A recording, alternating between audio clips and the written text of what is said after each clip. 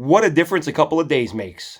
Just like that, Marcus Maye's agent, Eric Burkhart, not so cocky on the Twitter about his player and about how much he deserves money and about how he can't wait to get traded. Glenn Naughton, Jet Nation Radio, jetnation.com. Thanks for checking us out. Be sure to log into our forums on jetnation.com. Check out the most active Jets message board on the web. So, just a few days ago, I don't even think it was a week ago, the Jets announced Marcus Maye is going to miss some time with an injury. His agent takes to Twitter to say, that's fine. He'll be healthy in time for you to trade him. He'll be back for the deadline. Why is he saying this? Earlier in the offseason, tweeted out, you're not paying your best players.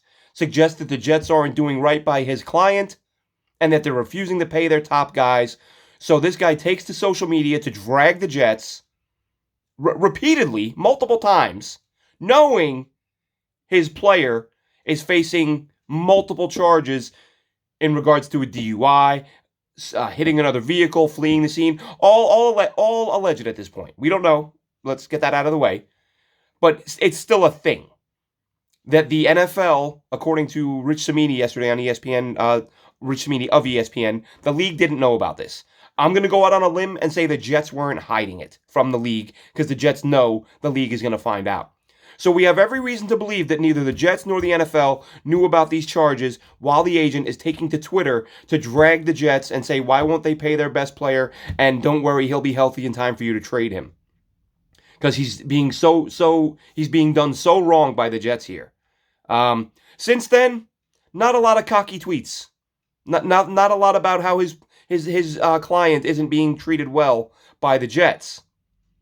So now you have people who are saying, this is why Joe Douglas didn't give him a big deal. This is why Joe Douglas held out on giving Marcus Maye big money. Because he had these charges stemming. Again, it looks like the Jets didn't know about the charges. If you want to know why Joe Douglas hasn't given Marcus Maye a contract yet, it's because Marcus Maye, as much as I like him, I like the guy, I like the idea of keeping our own players, I like the idea of guys signing second and third deals with the Jets and having productive careers. But the bottom line in Maye's case is that he's an older guy for a player who's only on his rookie deal. He does not play a premium position as a safety. And he is not a premium, he is not an elite safety. So you have a player who is he's above average for sure. You have a guy who's an above average player at a non-premium position who's already 30.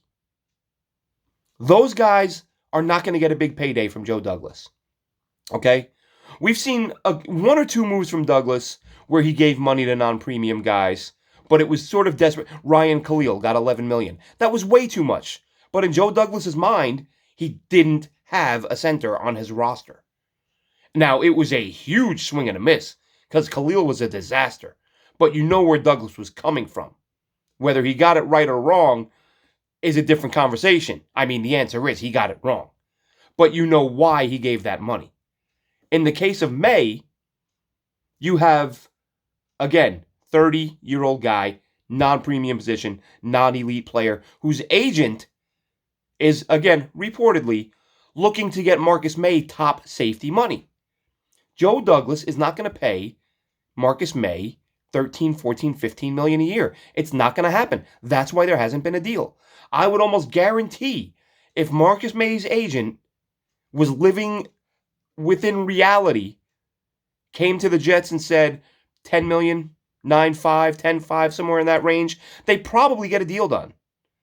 But for him to come to the Jets and expect top 2 or 3 safety money for a 30-year-old player who isn't a top 2 or 3 player at that position, it's not going to happen. So that's why Marcus Maye hasn't gotten a deal. And now with this latest development, makes it even less likely. Again, we have to wait for charges, trials, things like that. That's all down the road. That's all a different discussion. But suggesting the Jets didn't sign him because of the DUI, no. Again, if the industry insiders, as I said, Rich Cimini, if he's right in saying the Jets didn't know about these charges, that's not why he wasn't signed. He wasn't signed because of his age, non-premium position, non-elite player. He's a very good player at an important position. But if you look at Joe Douglas since arriving with the Jets, again, I mentioned the Khalil money, which was desperation. That was sheer desperation. Other than that, the top 10 picks, the couple that he's had, the huge contracts that he's given out, he's hitting the premium positions. Carl Lawson gets huge money. Mekhi Becton, a left tackle. Zach Wilson, a quarterback. So these are your left tackles, your corners, your quarterbacks, your edge guys. Those are your premium guys. Who gets a big deal? Carl Lawson. You could argue Corey Davis, right? Is receiver a premium position? Probably, again, depending, that's up for debate. I still say it's the other four I mentioned. But when you have a rookie quarterback who you're trying to develop, and you want a veteran presence, a guy who's shown he can make plays, who can be a safety blanket for your young quarterback, that increases the value of a guy like Corey Davis. If you already have some veterans in place, Corey Davis probably doesn't get as much as the Jets gave him. But Joe Douglas had to be aggressive to say, I want to build around this quarterback, and I want to give him the pieces he needs. And then Elijah Moore with a second rounder. You trade up for AVT. Again, guard, non-premium, but you're talking about a guy with all-pro talent. Marcus Maye doesn't have all-pro talent. So yeah, exceptions will be made when the player has a high enough ceiling. No, okay, guard's not premium, but AVT's a potential all-pro. That changes things a little bit. So Joe Douglas, since arriving, all of his premium money, all of his premium picks, or his top picks, used on premium positions. Marcus Maye does not fit into that category. So his agent can talk all he wants about how the Jets aren't taking care of their best players, or how he can't wait for the Jets to trade Marcus Maye because he's been done so wrong by this team. But the reality is, he doesn't fit the profile of a guy who Joe Douglas is going to shell out huge cash to. And look at Ozzie Newsome in Baltimore, who Joe Douglas learned under. How many times did you see Ozzie Newsome make a safety the first or second highest paid player at his position if he wasn't an elite player?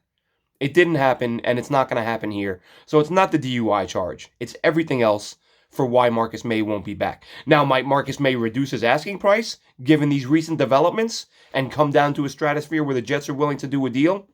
Maybe. I doubt it. But stranger things have happened. Also today, Blake Cashman returns to practice.